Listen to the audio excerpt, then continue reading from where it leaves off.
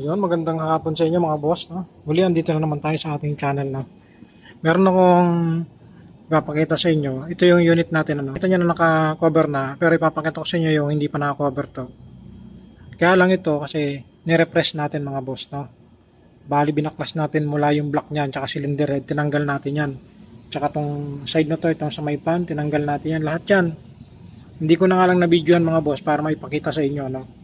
Ngayon, ang topic natin ay ipapakita ko sa inyo kung ano yung mga pwedeng pagsimulan ng mga trouble na nangyayari dito sa ating unit.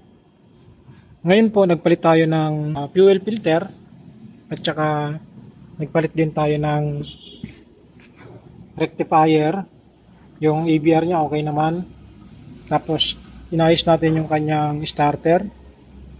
Tapos, yung supply ng electrical is ginagawa ko pa.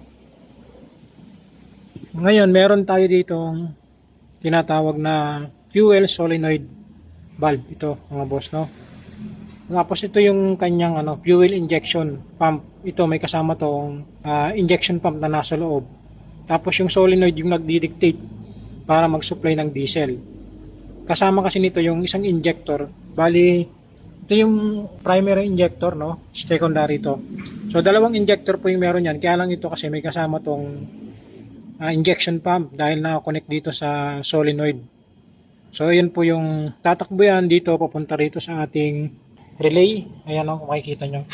Pakita ko sa inyo yung electrical. Simple lang naman to. Meron tayo ditong breaker.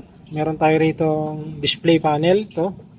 Tapos, meron tayong K-switch, meron tayong outlet, dalawang outlet, at saka diode. Yan po yung diode natin, mga boss, no?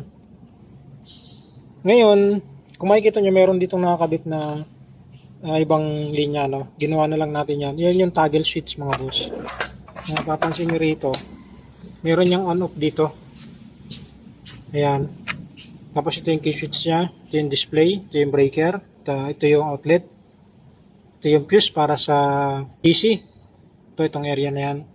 Ang ginawa kasi natin dito dahil nagkaroon to ng problema, nirekta natin to. Pero pagdating dun sa kanyang electrical, papunta ron sa starter, may fuse.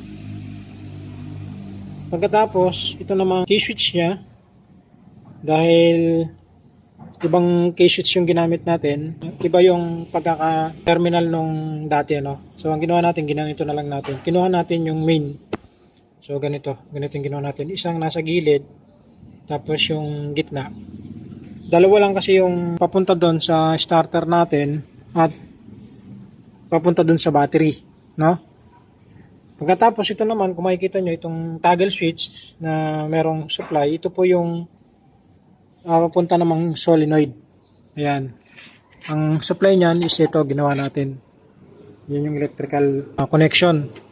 Kasi meron po yung supply, pag hindi po ito nalagyan ng supply ng battery, ng positive, hindi nyo po mapapaandar yan kahit anong gawin nyo. Kahit i-on nyo po ito. Kahit i-run nyo po yan, hindi nyo po mapapaandar yan. Kasi hindi po magbubuga ng diesel to. Yun po yung mangyayari niyan. So, walang isusupply na diesel yan dun sa loob ng makina. Ayan. Ngayon po, dahil nga nirefresh natin to, ang hindi natin ginalaw is yung ating generator area. Pero itong buong makina ito is ginalaw natin, binuksan natin yan lahat, tinanggal natin yan, tapos tiniming natin yan.